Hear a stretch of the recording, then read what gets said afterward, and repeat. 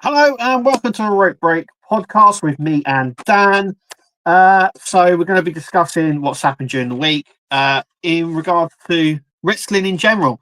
So Dan, where do you want to start? Monday night? The first place I want to start is apologise to you and everyone else for last week. We said we were going to do one every week, and we were planning on doing one last week, and I was down with a stomach bug and all week and in no fit state. It was just annoying that the first opportunity we had to do 2 weeks in a row, and unfortunately I couldn't do it. But hopefully moving forward we can do one every week. Even more frustrating because a lot happened last week that we probably now won't touch on as much because obviously we're a week behind, but it is what it is. Yeah, we'll touch up on it. That's fine. Yeah. I think we all have to talk about Penta. Yes. Because I think that's one of the big things that happened last week. Obviously, his debut got bumped to this week. Yeah. How do you think it went?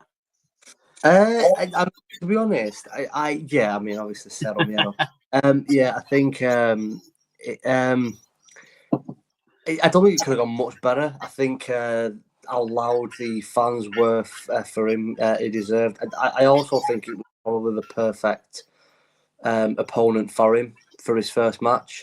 Yeah. And I think I don't know. I think obviously the original plan was him to be a surprise tag team partner for Ray against the New Day. That was the original plan, and for whatever reason they decided to not do that. I think the thinking behind it is that a little bit cliche, kind of saying, oh let's bring out. He's not young. He's 39. Do you know what I mean? Yeah. He's like he turns 40 in a couple of months, but it's still kind of like our new, luchador star against the old original like luchador goat Rey Mysterio. Is that a little bit cliche? Yeah. I just hope they don't do what they did with Dragon Lee, because there was quite a lot of hype for Dragon Lee. Yeah. He was in NXT. Yeah, he was in NXT, not for very long. He was brought up rather quickly. Yeah. And then he sort of partnered with Rey Mysterio. And what has happened to him since? Nothing. Yeah, I think he did get an injury, didn't he? But He did. Yeah. But I think there was, from my perspective, it didn't look like there was a plan for Dragon Lee bringing him up. Yeah. I believe they took. Did they strip him of the title? I can't remember now. It was the one. I thought he won a title and then they brought him up and they took it off him. Yeah, he won the North American on. He ended up dropping it to Dominic Mysterio, didn't he? Right. Okay. Yeah. But yeah. I think for me, part of it was, is it a bit cliche just sticking the new luchador fresh team with the old luchador? But I think the other thing that they might have thought as well is, we're looking at probably around. I don't know. I mean, some are saying it might be 6 months. Some are saying it could be between 9 and 12 months until the inevitable of his brother Ray Phoenix coming as well. Yeah. So I think what they've probably gone is, well, what's the point in debuting him in a tag team when he's not going to be in a tag team for, like, let's say 9 months when his brother comes? He's going to be a single star between now and then. So I think they've probably just thought, let's let him have a single match. It'll probably be a better debut. And I think for him, it would have been nice him to debut on the first ever episode of Raw on Netflix. But I think for him having so much time, because it was quite a long match that he had with Gable, and I don't think he could have had a much better first opponent, to be honest. I thought it was a brilliant match. That match was great. We had the Canadian Death Dive as well, obviously. Destroyer, I should say. Yeah. Canadian Destroyer. And brilliant. There is 2 things I want to say, though. Since that match, there was reports coming out that the match went on too long, and the promo afterwards went on too long, and there was some heat backstage. I did see some reports of that. I call crap bullshit on that, because do you remember Triple H came out and said, we've got no time restraints? Yeah. And we can go as long as we like or whatever. Well, funny enough, the past episode of Raw, I think it was 2 hours and 50 minutes. It was actually 2.5. There you go. It was a lot shorter than the first one. A lot shorter. So with that report coming out, I just thought, hang on a minute, that's bullshit because they could obviously go on as long as they want. Yeah. Either Triple H isn't told us the truth, or that report was crap. Because one, I thought the match was brilliant. It went on just the right amount of time. The promo afterwards was brilliant because he has to get himself over. So that was brilliant. But to be fair, he was already over. Yeah. You know, I've also seen reports of people saying people don't watch or supposedly don't watch AEW. We do watch AEW, but Penta was already big before AEW. He was in TNA. Yeah. But it was really, really nice to see that people already knew all the everything when he was doing stuff. And that was just really, really nice to see, actually, that people still, still remember that, whether you've seen him in AEW or TNA or Lucha Underground or whatever. Yeah. And he was all like that, like you could hear the crowd, they're already behind him. He's already, you know what I mean? Now you need to push it. But it was like it was a bit like the worst kept secret. Firstly, they'd done the promos, then they said Penta, and then I think during the day on Monday, WWE Shop dropped all of his T-shirts and his masks and everything. So it's like, oh right, okay. So why did you say mystery opponent when it was like? I think even Michael Cole said it was the worst kept secret. Yeah. But yeah, I think overall that was really. It was a good first match. Yeah, anyway, I mean, I can kind of understand why some people might have thought that the promo went on a little bit too long. I can kind of understand that. It's difficult for me and you because we're fans of him. So, you know, if you don't really know much about him, I can understand why you might have thought that the promo was on. But people saying that the match went on too long, I think, is absolutely nonsense. So it was If you didn't enjoy that wrestling match, you felt like it was too long, then you clearly don't enjoy wrestling because it was absolutely fantastic. And Chad Gable, I've been a massive fan of Chad Gable when he was Shorty G, if you remember, before he was even Shorty G, when he was Alpha Academy. Was he Alpha Academy before when he was in that team with Jason Jordan? Jordan. Yeah, I was a fan of him then, but I've become more of a fan of him as we move on. Man, like he said on that promo before he started the match, he is gonna win a title. I guarantee this year he'll win his first singles title. You know, maybe the Intercontinental or US belt wherever he goes, but I can definitely see him winning one. 100%.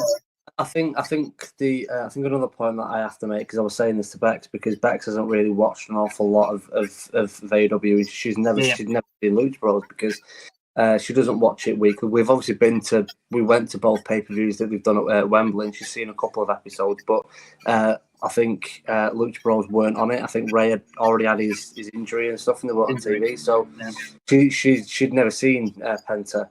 And after the match, she was like, "Oh my god, he's incredible! What a wrestler, unbelievable!" And I said, "Well, if you think he's good, wait until his little brother comes, because as incredible as Penta is, Ray Phoenix is even better than him."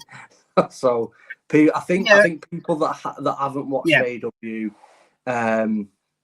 or any of the stuff that the Lucha Bros have done, you know, over the last 10 to 15 years, I think people are in for a shock because people over the next 6 to 9 months are going to understand just how incredible Penta is and really fall in love with him, with his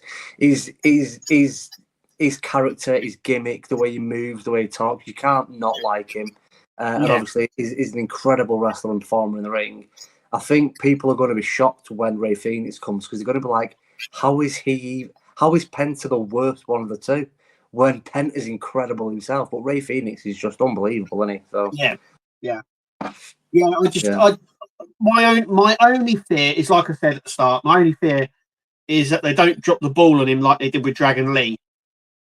You know, but do you not think Penta's experience and age will be the difference there? Because Dragon Lee was still quite young. It is, I do. Yeah, I think like with Dragon Lee, there was massive potential there, and WWE know this. I just don't. I just hope they don't they team him up with some group like with Rey Mysterio, and he's summoned to the back of the group sort of thing. I hope they give him a good singles run, but it's a debut match, so he could have gone against anyone really. It depends on now where they sort of place him and who his opponent's going to be, or a storyline, because that's what he needs to get. I mean, he's already over with the crowd, but to get over more, you need that storyline. You don't just every week wheel him out against whoever. It's they'll need some sort of storyline there for him. I'm hoping that he gets it. I don't think he's advertised for this Monday. The New Day are. That's disappointing.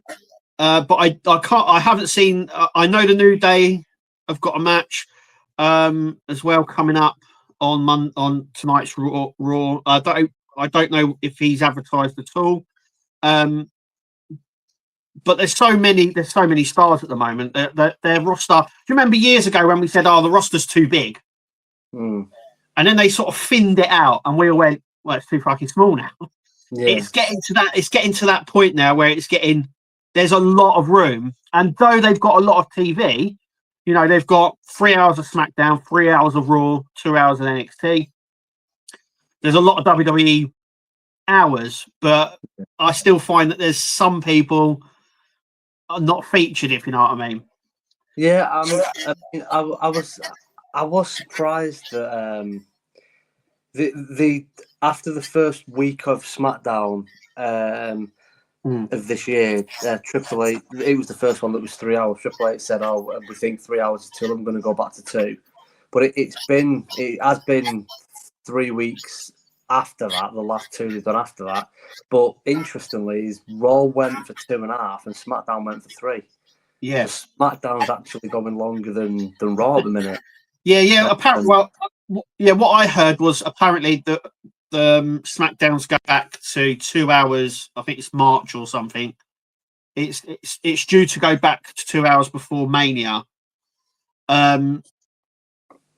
So I don't know. I personally believe they both should be 3 hours. They've just introduced a women's middle title, haven't they? So they have to do something. They have to give them stuff there. But yeah. I think in terms of wrestling hours, there's a lot there. But I think there's also a lot of people sort of stacked up. I want to also put you. I put it to you last time we spent as well. Was who's going to win the Rumble, because there is so many big players now in the Rumble. Yeah. It's a bit like so you've got John Cena, Roman Reigns, CM Punk, Drew McIntyre, Seth Rollins. It's like, Jesus, these are all the big heavy hitters. Though you do get them in the Rumble, there's a lot of people there. I'm now a lot more confident Punk is going to win it. Yeah, I do as well. Well, Punk's never won the Rumble. Well, he has won the Rumble, but he's never headlined WrestleMania. Or has it? I don't know if he has. Has he won the Rumble? He couldn't have done, because if it had won a Rumble, it'd have main evented. No, you're right. Yeah, and it's evaded him, hasn't it? I think he's done a promo. There's been so much stuff, and there's so much wrestling knowledge here. Yeah, no, he's never. He mustn't have ever won a Rumble. Yeah. He's never headlined WrestleMania, which he wants to do. Yeah, he's getting older, and we know that Triple H is one of those guys that goes, let's do that sort of thing. I think on the Rumble, the thing I have to say is I know a lot of people are going to watching this, going to be like, "Oh, Dan, stop fucking moaning. We know we're going to be there anyway." I don't care.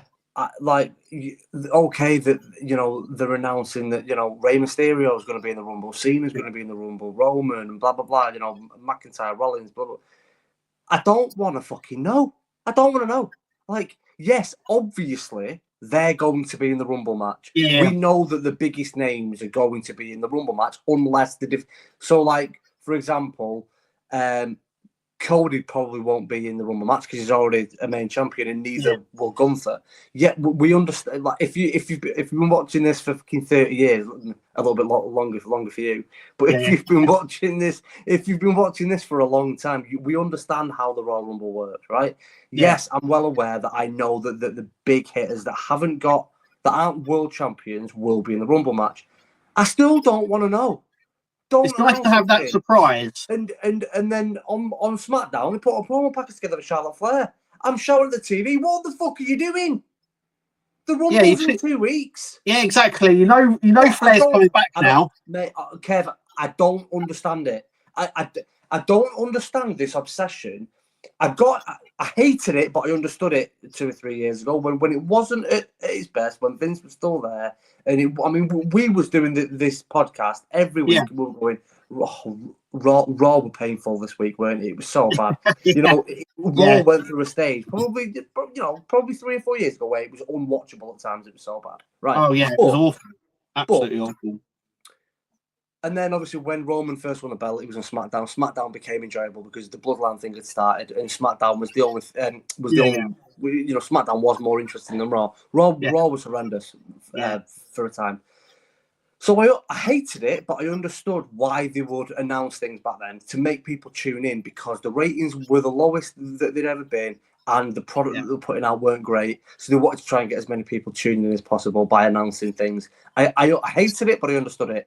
It's now at the highest it has ever been across the whole board. It's never been at the point it's at right now. There is now zero need to ever announce anything. People are tuning in and watching it because it's already so good. And we know the possibilities of Rock turning up and like they're not going to get more people tuning in because they've announced Charlotte Flair. People are going to be tuning in anyway. I don't understand how one of the best women's wrestlers that they've ever had, arguably, if you look at what she'll probably, if she can stay fit, because she's had a lot of injuries the last 2 years, but if Charlotte can stay fit, we could very well be saying in 10 years' time when she retires, she's gone down in the history as the greatest women's wrestler ever. In terms of her accomplishments and her achievements and what she's won, she could go down as the greatest woman ever, not just in WWE, in wrestling of all time, in any promotion, in any era, because she's an incredible talent. She's very good on the mic as well. Her character, is already over. Yes, a lot of it she steals from her dad. We understand that. But she could go down as the greatest women's wrestler of all time. Why are you not giving that woman a surprise Rumble return? I don't understand it. It doesn't make any sense. I don't get it. And they constantly do it. And I was sat on the sofa back there screaming at the TV. I don't want to know. Don't announce her. Yeah. I saw the promo thing and I was like, well, I said, like, the Rumble's in 3 weeks. She's obviously coming back. Why would they put a promo together for her to come back next week? They might as well have done it. You know what I mean? I'm totally with you on that. I think they should announce some, but the majority should be kept as a surprise. So you're like, oh shit, he's in there. Oh shit, you know what I mean? I've said this to you before. I guarantee when you look back from when you was 8 years old, 10 years old, 15 years old, whatever, and even now we still get excited now, but when you was a kid, if you think back, I guarantee if I said remember your top 10 favorite moments from back then, I guarantee a lot of them will be surprises. That's what sticks with you. That's what makes you Cody's comeback at Mania, Punk's comeback at Survivor Series. They're the moments where you jump off your sofa and you're dancing around your living room in excitement, and you're so happy and excited that one of your favourites has returned. And when AJ debuted at the Rumble, AJ debuted at the Rumble, Cena returning at the Rumble, Stone Cold returning at the Rumble, Edge returning to the Rumble and winning it. Edge. Remember. These are the moments. Do you remember when Cena was supposed to be out for a year, and after 5 months he came back?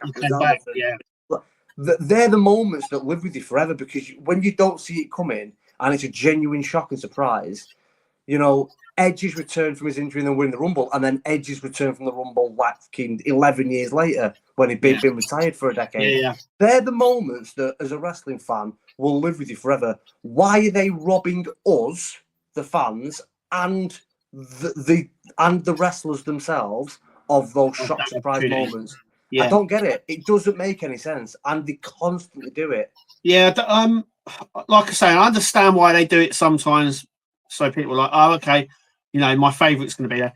But I was thinking about this actually. I was like, is there going to be any sort of surprises in the Rumble? We know what's going to be in there. Sort of. We know the big hits are going to be there.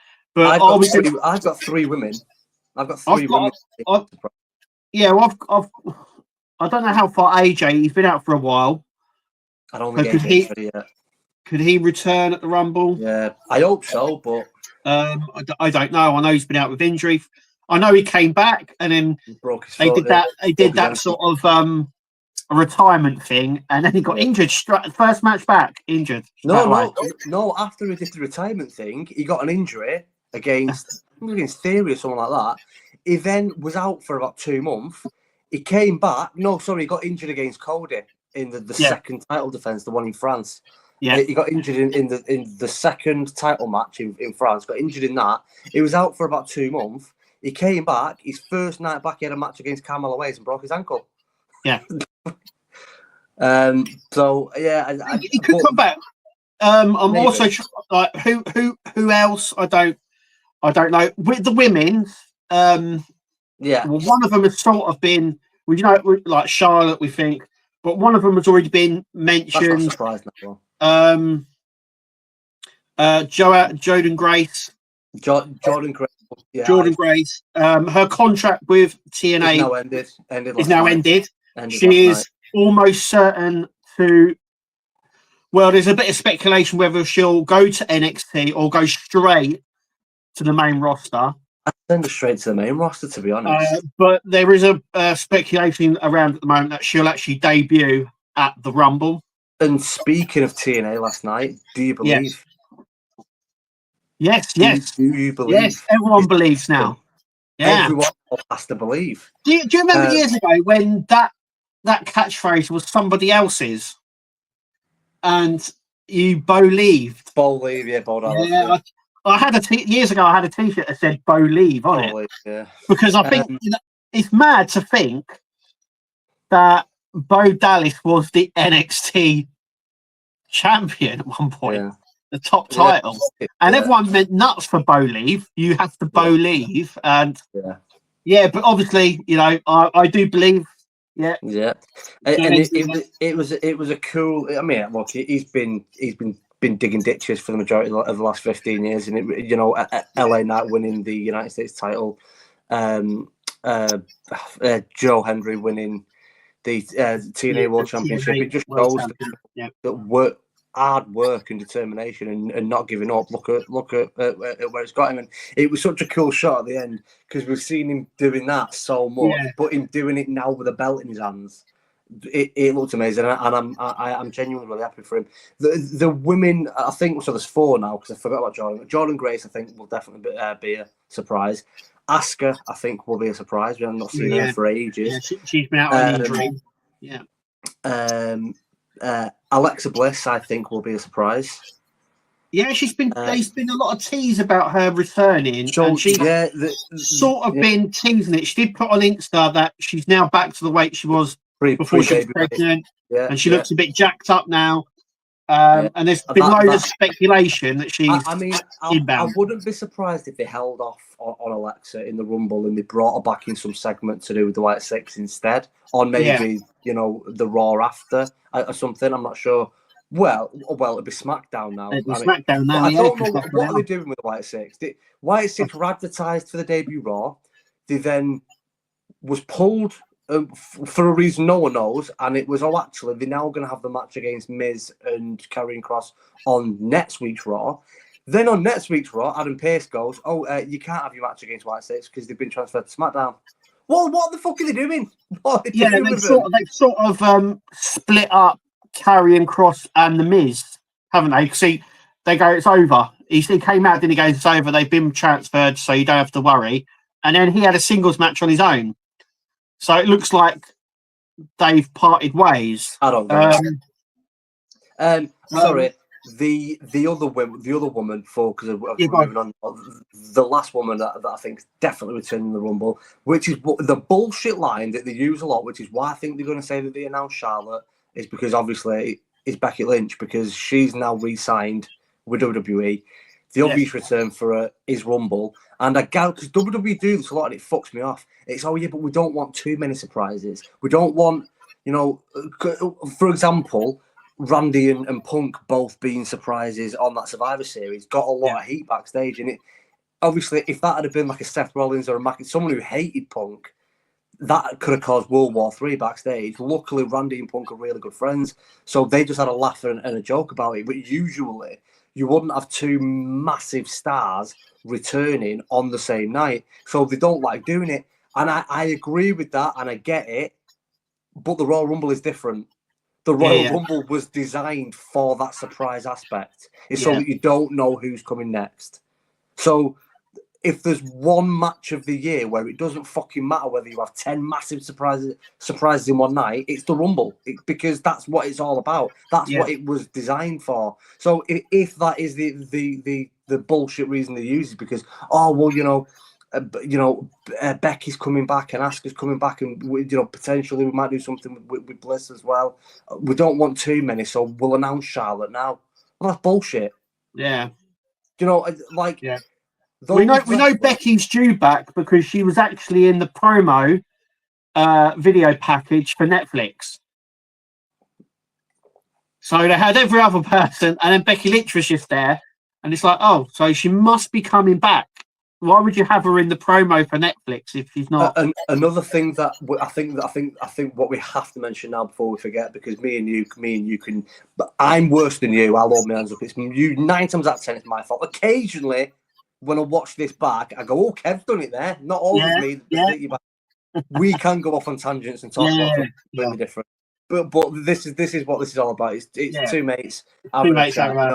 If you look back at some of our really early podcasts, like 5 years ago now, if you can believe how long it's been. Yeah. If you look back at some of them, we did try and kind of like script some of them and stick to a very rigid. And it just goes off. Much, and it was just a bit. We like to we don't know what we're going to talk about. We can talk about anything. It's a bit like two mates down the pub having a drink and just chatting about it. Exactly. And that's what I mean. We don't even message. We don't even text now. We've been doing it long enough now where we don't even go, you talk about this and I'll talk. None of that shit. We turn up, and which is probably why it's a bit chaotic, but we enjoy it. And I think people that watch it, I know, very kindly reach out and say they enjoy it too. But obviously the merge has now been signed with TNA and WWE. And I don't like always throwing shit on AEW, because AEW has its place, I think. Yeah. WWE wouldn't be in the position it's in now without the rivalry of AEW. Rivalry in, I think, for the two companies in friendly terms. There's all of the wrestlers on both shows say there's no animosity. That's just this kind of, the arguments and the toxicity and the negativity. Fans. It's just the fans. But I mean, Rhea Ripley's married to Buddy Murphy. There's loads of things now where, people from different that are in marriages, relationships, or they've all worked with each other at some point, so they're all friends. But it does make me laugh that that for years AEW have been like, a lot of the AEW fans have been talking about the partnership that they have with Ring of Honor, and that's why AEW is better than WWE, because like WWE would never do that.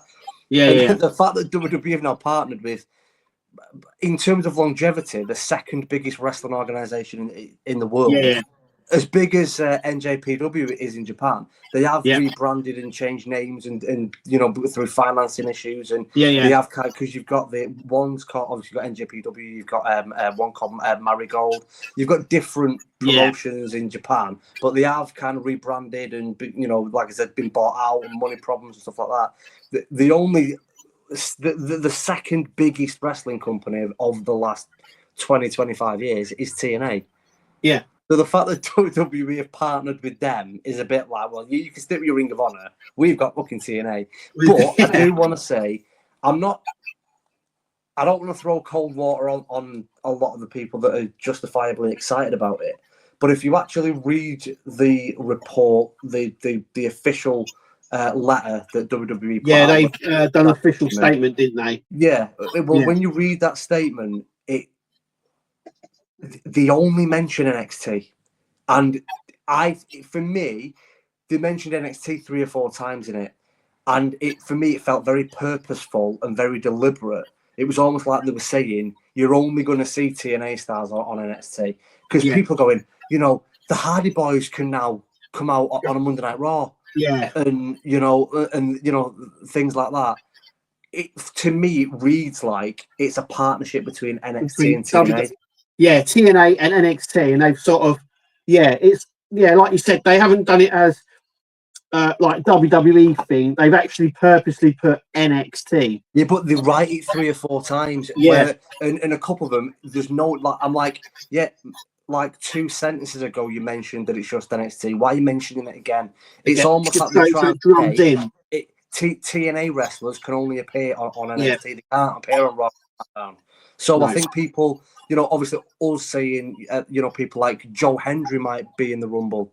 Yeah, I think I can't see it personally. I think it is just. I think that might happen. We had Jordan Grace, who was a surprise entrance in the Rumble when she was TNA Women's Knockout Champion. Yeah, and she had the belt with her and everything.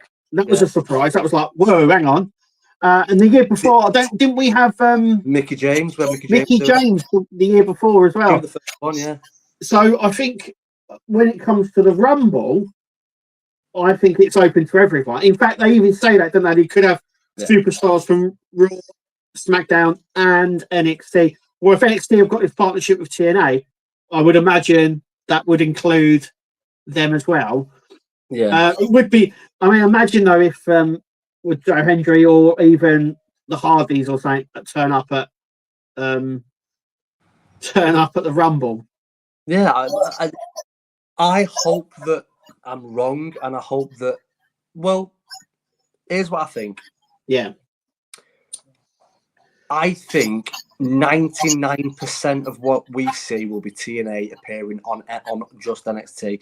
I think if WWE per se wanted to say, could we use the Hardys just this one night on Raw, that'll have to be a separate discussion, a separate contract. It'll have to be something separate from the agreement that's already in place. It's obviously they're going full in for this because they branded the Guinness pay-per-view yesterday as TNA Guinness NXT. Yeah. And I was hoping for a little bit more, but the only NXT star that appeared was Cora Jade. Yeah. At the end, and I was like, oh, so you got this big thing. You could have had they done this official statement, and someone said it would have been better if they closed the show with an invasion storyline, NXT invading TNA,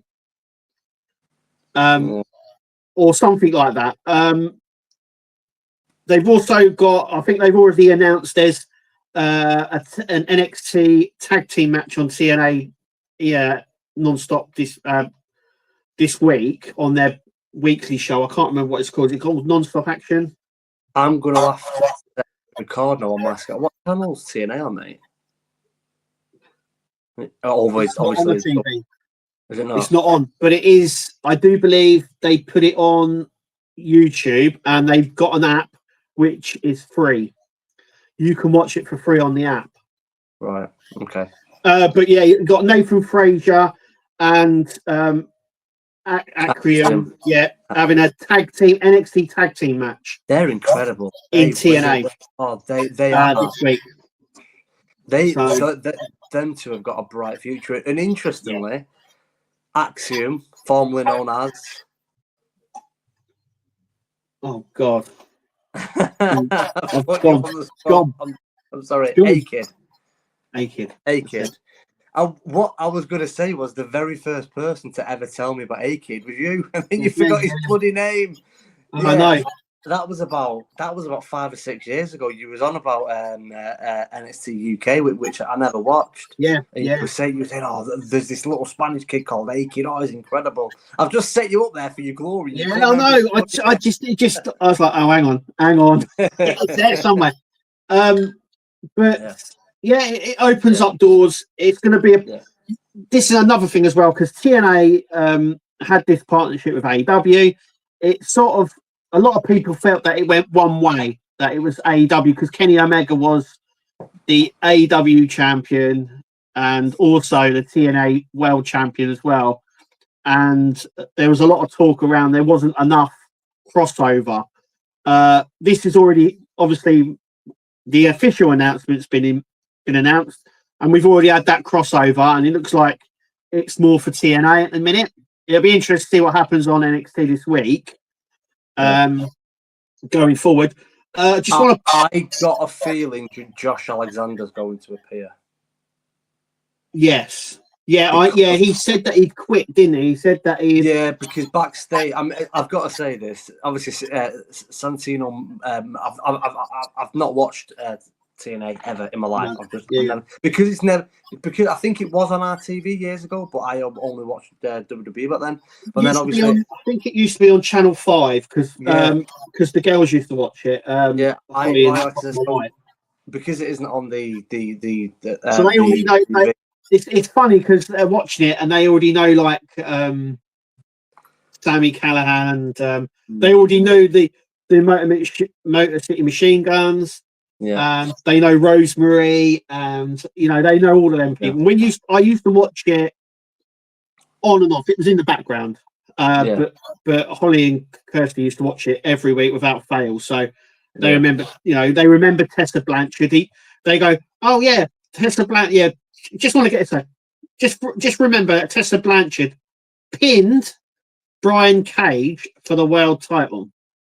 Always remember that. Yeah. Brian Cage, right? That big jacked up guy lost to Tessa Blanchard for the TNA world title. Yeah. Never forget that. But yeah, she had a bit of a rough ride as well going in, and there's a bit of controversy around there. We won't get into that, but she's good in her own respect, like as a wrestler. Yeah. I don't know what, because if you know the whole story about what happened with Tessa Blanchard and TNA, I'm surprised they took her back. I will just leave that there. But yeah, if you want to know the story, go ahead and have a look it up, because it is a bit complicated. But I'm very, very surprised that she was invited back. Let's put it that way, because she basically fucked him over quite badly. Didn't turn up as world champion, all that sort of stuff. It sort of soured the water quite a bit, and then other allegations come out as well. That's why they were booing her last night and chanting stuff. Anyway, let's go on to SmackDown. How do you think it's going there? We had Solo come out and not say anything. We've had basically Tama Tonga and Jacob Fatu, that's it. Sort of running amok, really. But I said this to you before, didn't I? I said, what happens now? How does he move? Where does this go? Obviously, it was leading up to a match. It's leading up to a match with LA Knight, because he was getting involved. There obviously a match this Friday, Tama Tonga versus LA Knight, and then on Saturday main event. I just want to point this out. Right? Saturday main event will be on Netflix in the UK. Oh, nice. WWE UK Twitter already posted it out saying catch it this Saturday on Netflix. That's good. That's good news. So it's really good news. It's on there. And obviously there was a match set up between Braun Strowman and Jacob Fatu. Jacob Fatu. So that was set up. But SmackDown sort of just, I don't know, it sort of just like rumbles on. There was nothing sort of outbreak that we went, oh yeah, that was good, like it was on Raw, because I think it, like a lot of stuff on Raw, was overshadowed by Penta's debut. And obviously the great promo at the start where McIntyre came out, Punk was there and stuff like that. So there was that overshadowed, and then on SmackDown, it sort of, there was nothing really there that went, oh, that happened on SmackDown. It was just like a standard SmackDown. Obviously, we had Tiffy beat Bailey clean, which I was surprised with. No interference. I think she beat her, 1, 2, 3 cleanly. No interference, nothing like that. I want to know what they're doing with Nia, because she appeared on Raw, and I was like, oh, maybe she's gone to Raw now. They've got this transfer window, and then she was on SmackDown as well. So she's like, oh, double duties. She's on both shows this week. Yeah. I have got to say, I've always liked Nia Jax. You know this, despite everyone saying botch Nia and everything else. I've always really liked her. I personally think this is the best she's ever been. It's really strange how she went from being botched Nia to leaving to coming back, and people going, "Oh, fucking hell, she's all right." So you say, yeah, she was pulling double duties. I don't know why. I don't know whether they're trying to place her. You say all right, but yeah, I don't like her. No, I know. I don't like her. I think I've not got anything against her. I just there's always something reckless in her. Always. Yeah. There's always the chance of her seriously injuring somebody. I've got to say this. She went away. She did a load of wrestling work with Mojo Rawley. If you remember, she was posting when she was released. She was posting loads of videos of them two working out, them doing ring work. It's obviously paid off because she's a lot better than she was. A lot better from someone who see her from NXT all the way up. She's definitely improved 100%, even on the mic. But yeah, like you were saying, I don't know. There's something about her. You just can't. She's. I don't know.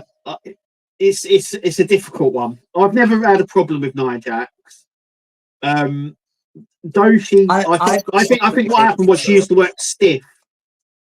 Yeah, I've got nothing against her. I think there's always an element of danger around anyone that's working with her. I think we're best off just leaving it there because we couldn't disagree much more on.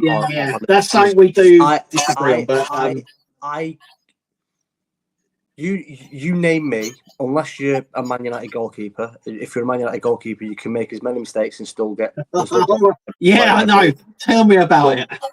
But in any normal walk of life, explain to me how anyone can make as many serious mistakes leading to injuring other people. Yeah. Obviously, that's part.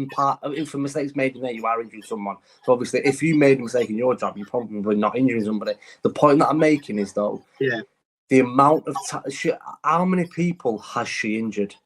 It's funny that you say that she's injured a lot of people, but no one has. I think there's only been one or two that have come out and indirectly said that she's horrible to work with. Everyone goes in there, they're quite happy. Accidents happen.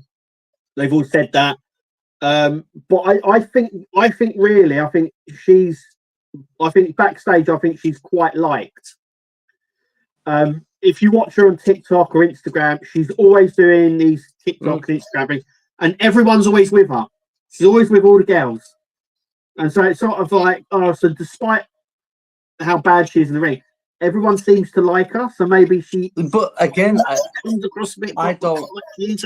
The real woman, Lena Fanini, I think her name is. Yeah. The real woman. I don't know her. You know what? So I can only judge her on the character that we see on TV, which is Nia Jax, and I don't like her. I never have. Now I'm not supposed to like her because she's a heel. She's a heel. We said this before. If you hate her and she's a heel character, same with the guys. And exactly. like Dominic Mysterio, no one can talk because you're booing so bad. You're doing your job properly. I think she obviously is an attraction because it's unusual. It's unusual to get a woman that big. You know, she's the female Andre the Giant. She's like 6'1" or something. Yeah, she's. It's very unusual. You know, she does definitely have something about her that can be an attraction. I just, if I was a female wrestler, I wouldn't particularly feel safe working with her. That's the thought I'm saying.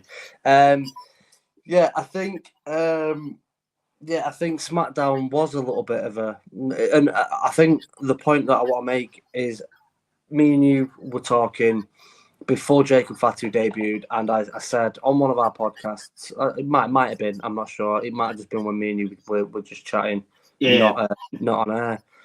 And I think Sean Ross Sapp tweeted saying that the reason why WWE are holding off debuting Jacob Fatu is because there's a genuine concern with him overshadowing Solo. They was genuinely worried about how they're going to make it work when, as soon as people see Jacob Fatu, see how intimidating he is. Look, the guy was legitimately locked up for like assault and battery and armed robbery. Like, the guy genuinely is an absolute. I think he has grown up, and I don't think he's this is still a legitimately dangerous man. And I think the fact that we know that it's not all a gimmick and a character with him. If push came to shove, if you crossed him in a dark alley and you got on his wrong side, you're getting your head kicked in. Like, he's genuinely a badass, right? And then you mix the intensity, the charisma that oozes out of him, the way that he talks on the mic, the way that he pulls you in your anger on every one of his words. And then you see the devastation that he's capable of doing, a freakish mix of power, speed, and athleticism. I mean, if you look at the size of Tiffany Stratton and you look at her finisher, the moonsault, how can Jacob Fatu spring off that rope faster than her? It's not normal. It's not right for a man of that size to be able to do the things that he can do athletically. And I think now we've seen, now Jacob is getting the mic in his hands more, and obviously he is cutting more promos. It's like for the last 3 months he's been stealing, he stole every single segment that he's been in, because Solo can be doing an amazing job, and I think I understand why WWE were worried about it now, because Solo has been incredible. Since Roman dropping the belt at Mania and leaving, I think Solo's improvement in the ring, on the mic, his character work, his intensity, him becoming this character of I am the tribal chief, his transition, I think the work that he's done has been stellar. I think he's done an incredible job, amazing at everything, and he's improved so much.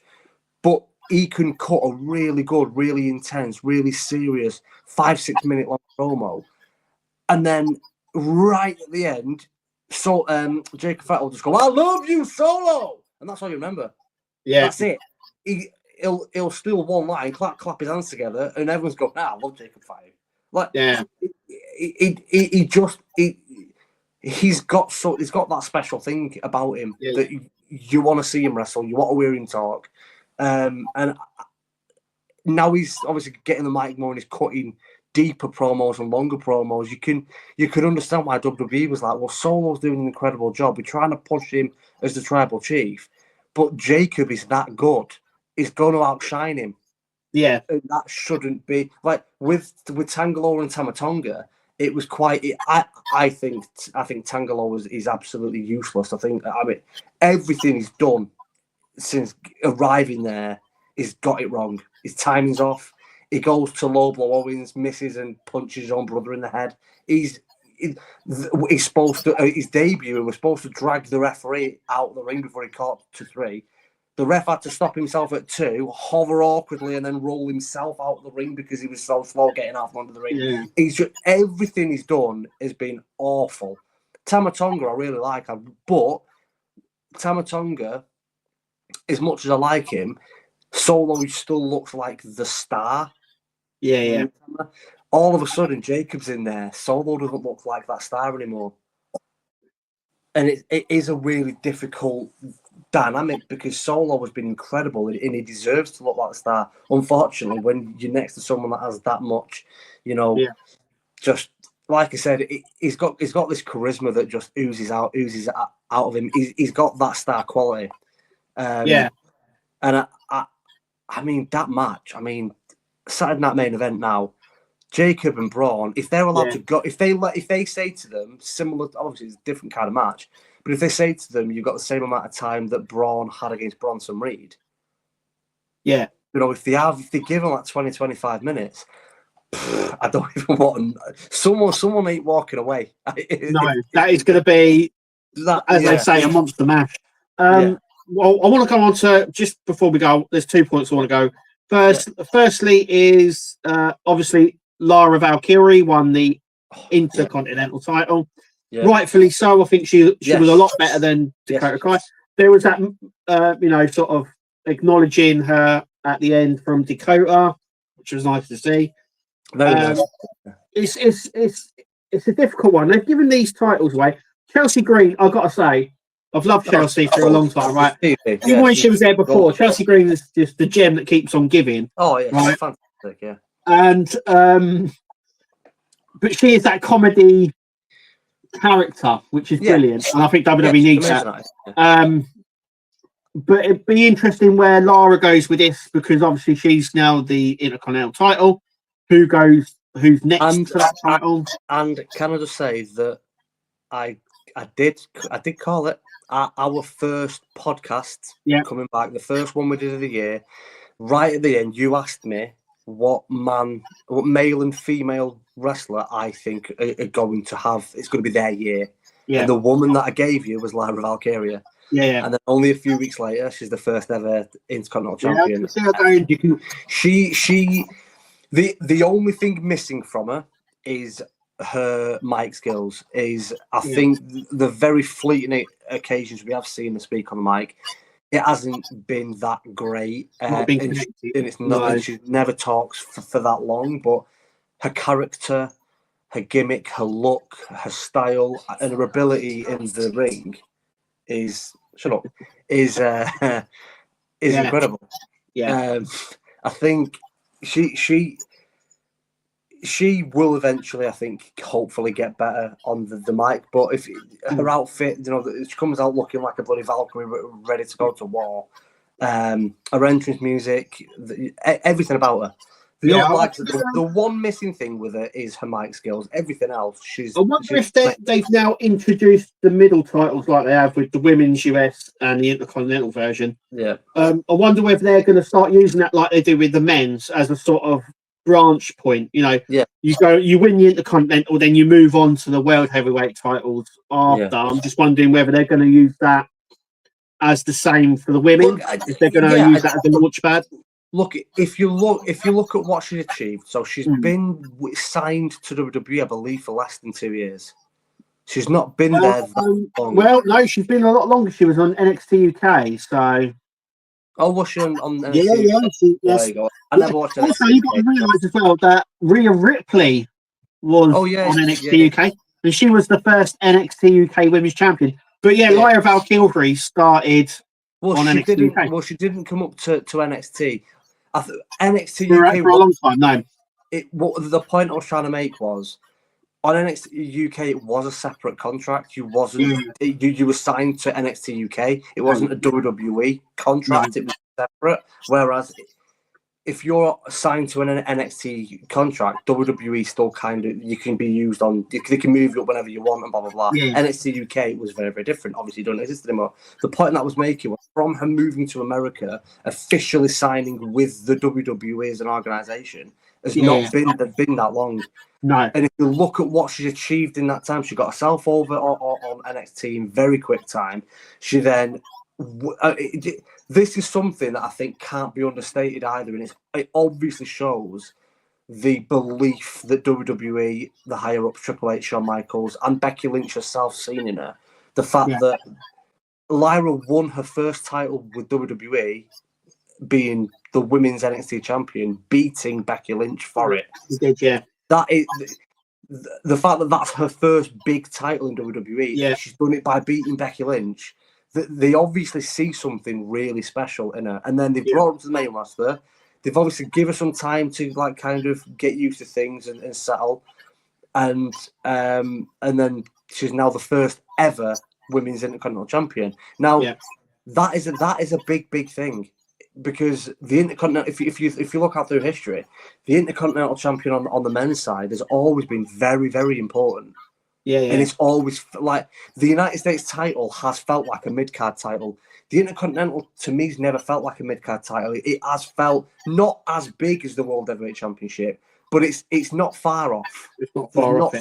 Whereas if you look at like the WWE Championship or the World Heavyweight Championship, and then you compare that to the United States, there's quite a big gap in what you would view as the differentiate to. Whereas the Intercontinental, you view it much more important. So I think her being the first ever women's Intercontinental Champion is a big thing, and it's a big moment for her. And like I said, she has everything. And the thing is, we haven't seen her speak on the mic that much, so we don't actually know how good she is, because when she does speak, she speaks for about 10 seconds and that's it. Yeah, it'd be interesting to see where they go with her with this now. Her ability in the ring. Yeah. And do you know what? She has that. She's that kind of. I'm gonna calm down. I'm not saying she's gonna be as good as him. Just so don't be like, you know. I'm just saying, she reminds me a little bit of a Bianca Belair. She's not as tall as a Bianca Belair, but what I mean about it is, you could throw Bianca in a match with anybody, and she will look amazing. And what I mean is, you could throw her in a match against a Nia Jax, a Rhea Ripley, a Raquel Rodriguez, a big powerhouse. Yeah, and the match would be amazing. You could throw her against someone that's more of a technician, like a Charlotte Flair. It'll be an incredible match. You could throw her against a little tiny loot like an Io Sky or Kairi Sane, and the match will be. You can stylistically, she's capable of doing anything and wrestling against anyone. And Lyra, she looks to me like she's another one of them. And she's the kind of wrestler that aren't that easy to find. Someone that we've just been giving Chad Gable his flowers and he deserves it. Chad Gable's another one. He can wrestle against anybody and he'll put on a match. Yeah, you know, not everyone can do that. No. You know, I think Lyra has an incredible future ahead of her, and obviously the man that I said I was hoping would have a breakout year this year was Ilya Dragunov. Let's hope he gets over his injury soon. Because what a talent he is.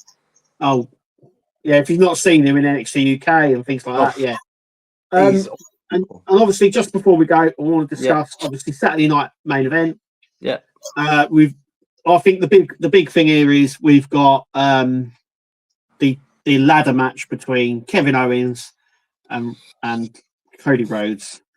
Do you know what? I'm at the point where before, when it was first announced, I was like, well, Cody's going to win it.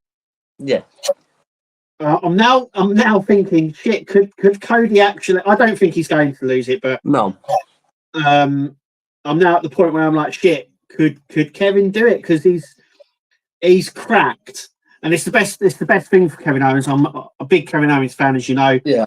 I personally believe this could be Kevin Owens' year. I think, you know, when you look back at everything, you think, fucking hell, Kevin Owens is, because he's great on the mic, he's great in ring, and everything, and they're doing that illegal move storyline, which they've done before. If anyone, I've watched wrestling long enough to know they've done this banned move storyline a few times. You know, where he's the power driver that he's doing. Yeah. It's a banned move, but like I said, they've done this quite a few times in WWE where they've said it's a banned move, and then the wrestlers have gone to use it. Yeah. But yeah, it's massive. It's a ladder match for both titles. It's huge. You know, I think they'll both win. I think Owens will pull down the Winged Eagle title, and Cody will pull down. They'll be fighting, and they'll both grab a belt each. Kevin will grab the Winged Eagle title, and Cody it's the only thing that makes sense, because I think if Cody just wins clean and he walks out with both belts, hooray, you've destroyed all the momentum that Owens has worked his ass off building. And look, if I wasn't such a biased asshole, and unfortunately I am, that's just me. Like, I have family members that are from Bray, which is a tiny ass town in Ireland. The same town that Bray Wyatt was. Bray Wyatt, God rest him, in Bray. Finn Balor is from Bray. And also I've got family members there. I love Finn Balor anyway. That's not just the only reason, but because of that, I always go Finn's my favourite. If you take that out of it, my favourite would be Kevin Owens. He is incredible at everything. There isn't a single flaw in him. He is as close to perfection as you're going to find in a wrestler. And the thing is as well, he was great. And then something happened at that WrestleMania, the infamous WrestleMania with Chris Jericho, and there's that infamous moment when he goes backstage. And he says, "How was that, Vince?" And Vince goes, "It wasn't good." And he was like, "What?" And he goes, "I'll talk to you later."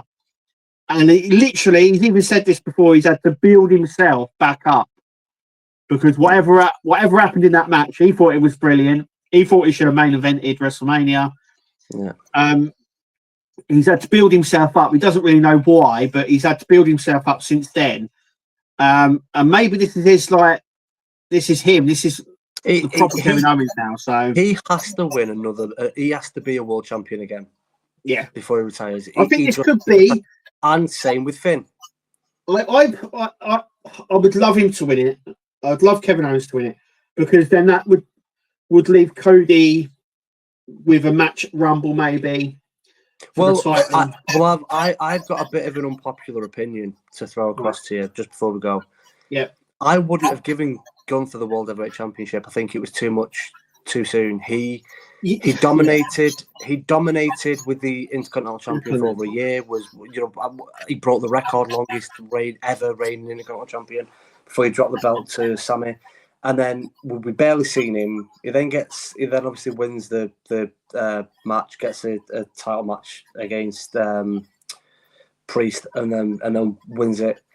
But the title defense that Damien Priest had before that was against Finn Balor. Priest should have dropped the belt to Finn then, and Finn should have then gone, because the fact that Finn and everything that is achieved, if you look at other stars, like it's not just it's almost like if you look at like how underrated Natalya is. If you look, I love Lyra Valkyria, I love Bianca Belair, I love like Natalya's trained almost all of them and helped them on the journey to becoming who they are. And if you think that, I know we've not done much on the main roster, but JD McDonough is an incredible wrestler. In terms of his in-ring abilities, he's brilliant. Finn Balor trained JD McDonough. But arguably, the only woman, I think you'll agree with this, the only woman that's ever reached that rock level of pop was Becky Lynch. Finn Balor trained Becky Lynch. He was a first trainer back in the day. He trained. So I think people underappreciate just what Finn Balor's actually done for the world of wrestling. He's only ever been a main champion once, and it was for 23 hours because he destroyed his shoulder in winning it. Never held a major title since. And the fact that they've given it to Gunther and then we've barely seen him makes no sense. When the rivalry was between Finn and Priest, you should have just had Finn take the belt off Priest. What they should have done was what me and you were saying 12 months ago that they should have done. Remember when it was, we think that Finn has stolen Priest's contract? Yes. Money. Why they didn't use that, I don't know. That Priest cashes because he gave him the title. He gave him the Triple H briefcase. Out, like they say a referee opens the case and is after he's won it, and then Triple H comes down to say like what's wrong, what's going on, and then no one has. There's no contract in it, so it's null and void. So you've then got McIntyre there cheering, going, "I'm still the champion, fuck you." Balor comes out, coup de grace, I've got the contract, fuck you, 1, 2, 3. Like, I don't know why they didn't do that. Finn has deserved that. Brilliant. Yeah, definitely. Last thing, just before we go, do you think Sheamus is going to win the Intercontinental title? It's the only title He has never won in WWE ever. He It's his has time. to win it. Yes. He has to win it. Look, he cannot retire without being a Grand Slam champion. And it's not just about the belts he's won. He's won King of the Ring. He's won Money in the Bank. He's won the Royal Rumble. He's won the Elimination Chamber. He has won and done and main evented Mania. He has done everything. Everything you can possibly do, he's done, apart from winning the Continental Championship.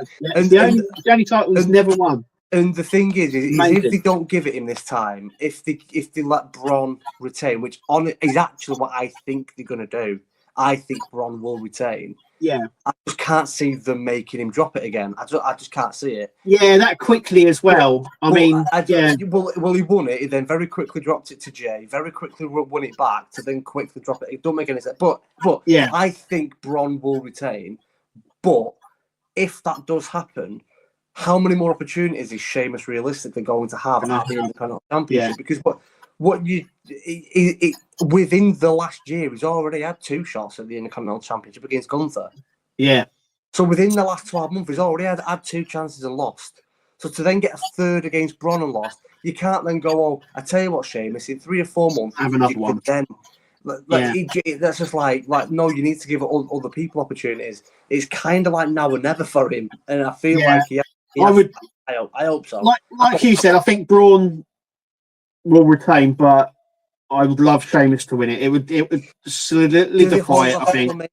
Maybe did they hold off until Mania and then give? Maybe I don't know, because they've got, the thing is they've had this. They do the Saturday night main event, which is like a pay-per-view, but isn't. It's more like a Monday Night Raw. It's a televised house show. It's a 2-hour show, so it's not a 3-hour one. It's not. No, it's a televised house show. Yeah, and they put all these matches on just before the Rumble. And I personally, I would have left the ladder match to Rumble, and maybe the Sheamus match as well. But I don't know. Those 2 matches should have definitely been on the Rumble card, because I guarantee that there are matches that they do at the Rumble that you'd go, well, could we not? We as fans would rather swap them and go, well, that on the Saturday Night main event, and then move the ladder match to the Rumble. Yeah. Like, there will be at least 2 matches that we look at where you'd rather have Sheamus versus Braun for the title and the Owens and Cody in the ladder match. Yeah. Put them on the Rumble, move them. The thing was,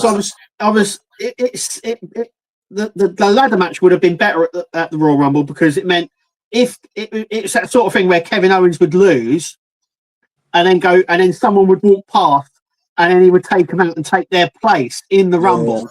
Yeah. And then go on to sort of win it or something. It's that sort of scenario. Yeah. But they haven't done that. So, but anyway, look, we're going to leave it there. Thank you everyone for joining us and listening on. Yeah. As always, it's been a pleasure, Dan. It's brilliant every time. But yeah, just catch us next time. Thanks for listening. Make sure you subscribe and everything else. And we'll see you at the next one, guys. So until then, see you later. Yeah, guys. Bye-bye. See you later, guys. Tune into the channel. Nexus is the name. All the hottest content. You'll never be the same. Laughs and thrills, excitement.